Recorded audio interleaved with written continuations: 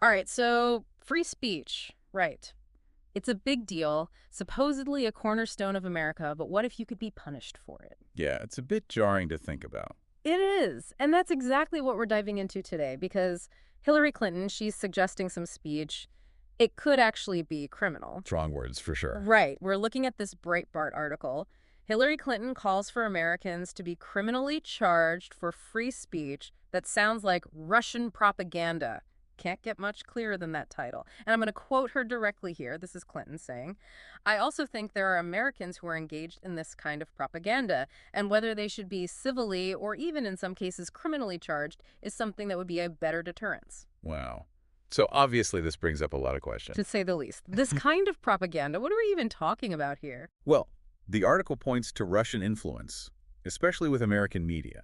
Apparently, the Biden administration, they've been cracking down on what they're calling Russian propaganda, specifically aimed at, get this, conservative podcasters. So we're talking about people knowingly working with Russia to spread their message. Not so fast. It gets murky. See, the Justice Department, they're investigating this media company in Tennessee, Canadian-owned, but they're saying this company was funded by Russia, and that money went to these podcasters. But did the podcasters even know where the money was coming from? That's the thing. They might not have, which makes it really complicated. Okay, so let's say I'm a podcaster and I'm talking about, I don't know, energy policy, and what I'm saying just happens to line up with what Russia wants. Does that make me a criminal? That's the million-dollar question, and that's what makes Clinton's statement so fascinating and concerning. She seems to be implying that even if you're unintentionally repeating, as they put it, Russian talking points, that could be grounds for legal action. Hold on, how do you prove intent there? And wouldn't that scare people into not speaking their minds at all? What if I have a genuine opinion that just happens to align with another country's? It's a slippery slope for sure, and it raises the issue of who gets to decide what is propaganda in the first place. Hmm. We've seen throughout history attempts to control speech, usually with good intentions, but often it doesn't end well. No, it usually doesn't. I mean, this feels bigger than just Russia. Right. You're hitting on something really crucial here. This is about free speech in the digital age. How do we deal with foreign interference, especially when it comes to elections, without, I don't know, losing the very freedoms we're trying to protect? It feels impossible, like you can't talk about anything these days. It's a tough balancing act, no doubt. On one hand, we can't have the government censoring everything, deciding what we can and can't say. But then there's the other side, right? We don't want other countries messing with our elections, our media, all of that. And the internet, if anything, it's made it all a million times harder. Absolutely. It's lightning in a bottle. Hmm.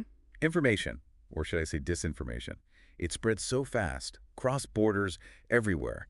How do you even tell what's real anymore? What's a genuine movement and what's some foreign government pulling strings? So what's the answer? Is there even a way to fight back without, like I said, going too far ourselves? There's no easy solution, I can tell you that. It's going to take a multi-pronged approach, and it starts with, honestly, education, critical thinking. Like teaching people how to spot fake news, all that. Exactly. Media literacy is more important now than ever. People need the tools to figure out who's lying to them, what biases are at play. You can't believe everything you read on the internet, and you definitely can't trust algorithms to show you the whole picture. But even if you're savvy, there's deepfakes now. AI-generated content. It's getting harder to tell what's real, even for experts. You're not wrong, which is why it can't stop with just individual awareness. Social media, they have to be held accountable. They've built these platforms, but they've got to take some responsibility for what spreads on them. So more moderation. Isn't that going to bump up against free speech again? It's a tightrope walk, I won't lie. But these companies, they can't just throw their hands up. Transparency, that's a good place to start. Let's see how these algorithms actually work, how they decide what we see and don't see. And then, yeah, being more proactive. If something is clearly disinformation, especially from a known bad actor, get it off the platform. What about the government, though? Don't they have a role in all this, stopping foreign interference, even if it means, maybe limiting some speech? That's the danger zone right Yeah. there. We can't become the very thing we're fighting against.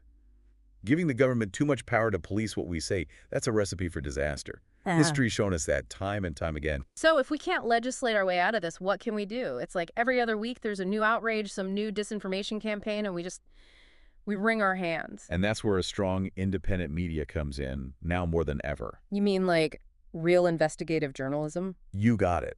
We need reporters who are digging deep, following the money, exposing the lies, especially when those lies are coming from foreign governments trying to manipulate us. Mhm. And we, the public, we've got to support that kind of journalism, the kind that's committed to facts, not agendas. It sounds like almost a societal shift is what you're talking about. Not just individuals being smart, but like a collective defense against this stuff. You nailed it. It has to be everyone. People, tech companies, the government within its limits, and a media that's actually doing its job. Yeah. Building a more resilient information ecosystem, that's the goal. And it starts with these very conversations we're having, as uncomfortable as they might be. So we keep talking, keep debating, try to figure out how to protect ourselves without, I don't know, becoming the bad guys in the process. That's the tightrope, all right. But our democracy, our ability to have any kind of meaningful discussion in this country, it might depend on us getting this right. It's a lot of pressure. It is, but it's also empowering. In a weird way, this digital age, it's given us all a part to play in this route. We're not just passive consumers of information anymore. We're on the front lines. Like we need a whole new playbook, right? National Security 2.0 Oh, for the digital age. right. It's not just about tanks and borders anymore. Yeah. Information, that's the battlefield now. You can destabilize a whole country without a single soldier. And it's not always some guy in a Kremlin office either. We've got homegrown disinformation, too. People pushing agendas, taking advantage of the chaos. That's the really scary part, figuring out the difference, Yeah. Someone just speaking their mind, even if it's extreme, versus a calculated attempt to cause harm. Where's the line? Yeah, exactly. So where do we go from here? How do we get smarter, tougher, without, I don't know, becoming authoritarian ourselves? It has to start with each of us, honestly. Hmm. It's not enough to just be mad at the latest outrage. We've got to be part of the solution. Okay, so what does that look like, practically speaking, besides just doom scrolling all day? Think before you share, for one. Easy to say, hard to do, I know. But ask yourself, who wants me to believe this? Who benefits from me spreading this? And look for other viewpoints, even if they make you uncomfortable. So basically, we need to be more intentional about everything online. Exactly. And don't underestimate those real-life conversations, Yeah. Your uncle sharing something crazy on Facebook.